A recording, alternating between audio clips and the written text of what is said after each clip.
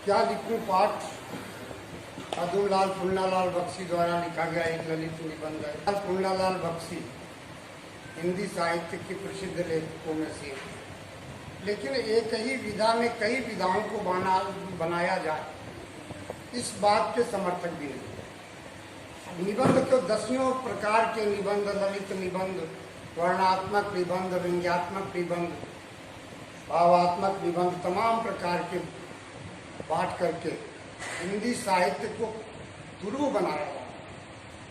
हिंदी साहित्य को जटिल से जटिल बनाने का प्रयत्न कुछ निबंधकारों द्वारा, कुछ विद्वानों द्वारा किया जा रहा है, केवल अपनी विद्वता प्रदर्शन के लिए। इस बात के विरोधी हैं बख्शी जी। उनका मानना है कि निबंध तो निबंध है, और ये कहना कि निबंध लिखने के लिए एक कोई निश्चित मानसिकता होनी चाहिए, ऐसा कुछ नहीं। और मानसिकता होने पर कोई निबंध लिख जाएगा अपने आप, ये भी संभव नहीं। तो लेखक वही बात इसमें बताना चाहता है कि अलग अलग विद्वानों ने निबंध लिखने के अलग अलग तरीके बताए हैं, लेकिन मेरे दिमाग से, मेरे विचार से निबंध कैसा होना चाहिए और उसको बिना परिश्रम के नहीं लिखा जाए। निबंध हमेशा छोटा होना चाहिए। छोटा निबंध बड़े की अपेक्षा अधिक अच्छा होता है, क्योंकि बड़े निबंध में रचना की सुंदरता नहीं बनी रह सकती। इस कथन को मान लेने में ही मेरा लाभ है। मुझे छोटा ही निबंध लिखना है, बड़ा। लेखक कहता है कि एक विद्वान ने लिखा है कि निबंध छोटा होना चाहिए। छोटे निबंध में सुंदरता बनी रहती है, विचारों की अभिव्यक्ति अच्छी तरह से हो जाती है, और जो पढ़ने वाला पाठक है वह भी उबता नहीं। आप स्वाभाविक रूप से देखें, अगर कोई व्यक्ति 2 मिनट 4 मिनट की बात कहता है, लोग ध्यान से, मनोयोग से उसकी बात सुनते हैं, और जब उसका प्रवचन, उसका भाषण 10 मिनट 20 मिनट का हो जाता है तो लोग उबने लगते हैं। अगर कोई बहुत अच्छा वक्ता हुआ और बहुत सहृदय श्रोता हुए तो कोई आधा घंटा सुन ले। इसके ऊपर तो फिर बड़ा कठिन होता है सुनना। उसके लिए बड़े साहस और धैर्य की आवश्यकता होती है। वक्ता तो बोलता चला जाएगा, लेकिन श्रोता उसको क्या समझ पा रहा है, ये अलग बात है। तो यही बात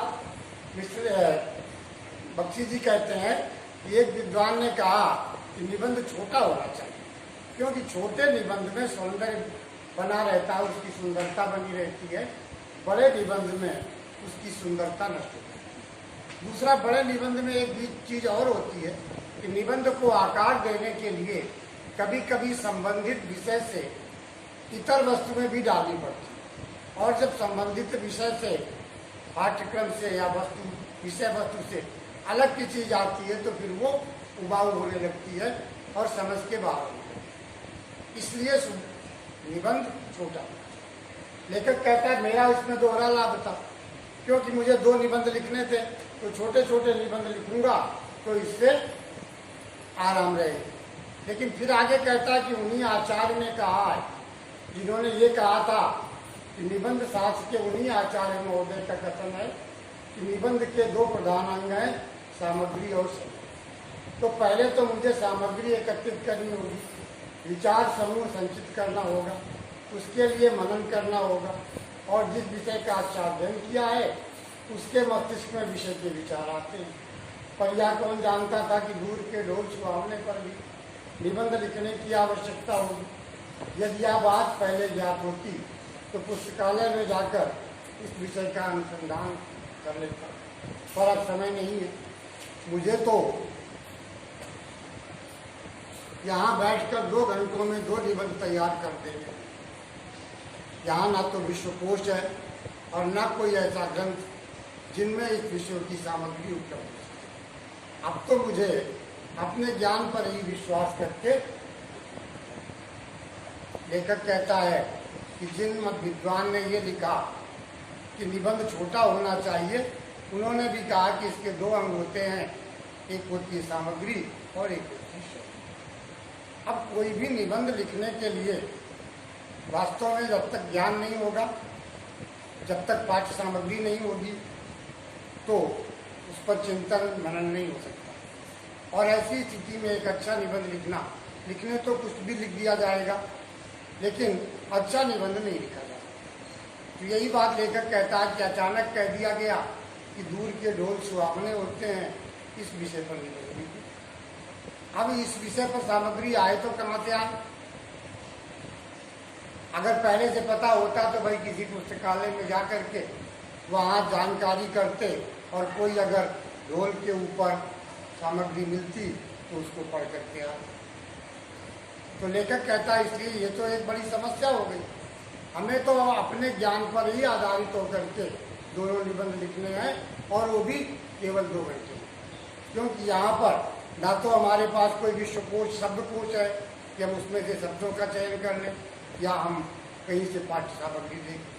तो अब तो केवल एक ही तरीका है कि जो मुझे ज्ञान है उसी ज्ञान के आधार पर, उन्हीं शब्दों के आधार पर मैं 2 निबंधों की रचना करूँ। कहने का भाव ये है कि परोक्ष रूप से लेखक उन विद्वान पर व्यंग करता है कि कोई भी पाठ्य सामग्री लाद करके नहीं भूलता।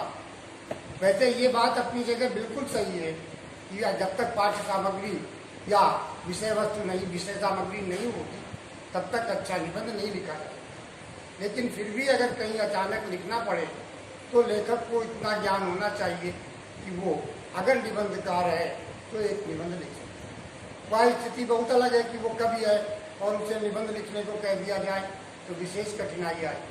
जब वो निबंधकार कहानीकार है तो कविता लिखने में उसे परेशानी का अनुभव हो सकता है, लेकिन जो लेखन कर रहा हो, लगातार निबंध लिख रहा हो, ऐसे व्यक्ति को तो इतना ज्ञान हो जाए। यही बात लेखक कहता है कि मुझे भी अपने अनुसार ही निबंध लिखो। विज्ञों का कथन है कि निबंध लिखने के पहले उसकी रूपरेखा बना लेनी चाहिए। आते हो सबसे पहले मुझे दूर के ढोल के सुहावने की रूपरेखा बताइए। मैं सोच नहीं सकता कि इस विषय की कैसी रूपरेखा। निबंध लिखने के बाद मैं उसका सारांश कुछ ही वाक्यों में भले ही लिख दूँ, पर निबंध लिखने के पहले उसका सार 10-5 शब्दों में कैसे लिखा जाए? क्या सचमुच हिंदी के सब विज्ञ लेखक पहले से अपने अपने निबंधों की रूपरेखा तैयार कर लेते हैं? एजी गार्डनर को तो अपने लेखों का शीर्षक बनाने में ही सबसे अधिक कठिनाई होती थी। उन्होंने अपने लेख में लिखा है कि लेख में लिखता हूँ, शीर्षक देने का भार मैं अपने मित्र पर छोड़ देता हूँ। उन्होंने यह भी लिखा है कि शेक्सपियर को भी नाटक लिखने में उतनी कठिनाई न हुई होगी जितनी कठिनाई नाटकों के नामकरण में हुई। तभी तो घबराकर नाम न रख सकने के कारण उन्होंने अपने एक नाटक का नाम रखा जैसा तुम चाहो, एज यू लाइक। इंग्लिश का एक नाटक है शेक्सपियर का, इसलिए मुझसे तो यह रूपरेखा तैयार न हो। लेखक कहता है विद्वानों ने कहा कि कोई भी निबंध लिखने के पहले उसकी रूपरेखा तैयार हो जानी चाहिए। तो लेखक कहता है रूपरेखा कहाँ से लाना?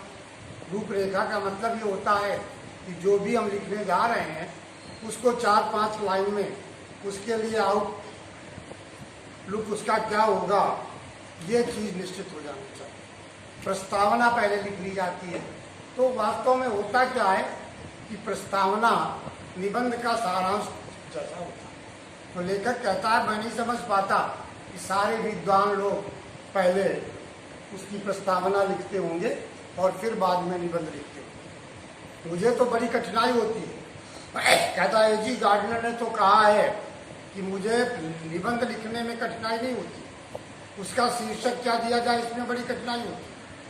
इसलिए मैं लिखने के बाद अपने मित्रों से कह देता हूँ कि भाई जरा इसको पढ़ो और ये पढ़ करके बताओ इसका शीर्षक क्या होगा।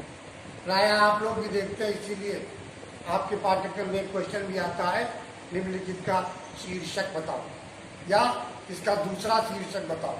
एक तो पाठ्यक्रम के अनुसार होता ही होता है, दूसरा आपको बताना। तो वही कहता है कि ये तो संभव है कि पाठ को पढ़ करके फिर 2-4 लाइन में उसका सारांश लिखा जाए। उसका आपको लिखने को आता है सारांश, भावार्थ, उद्देश्य, तमाम चीज़ें लिखने को आती हैं। 10:30 मिनट की हो गई है, कितनी बनवाएंगे? रहा था कि 7 मिनट हो जाए। मैंने आप टिक लगाने लगे, मुझे लगा बंद कर रहे हो, फिर शुरू हो गए। तो इस प्रकार से ले कि रूपरेखा तैयार करना बड़ा कठिन काम होता है, इसलिए वो बात तो मेरे बस की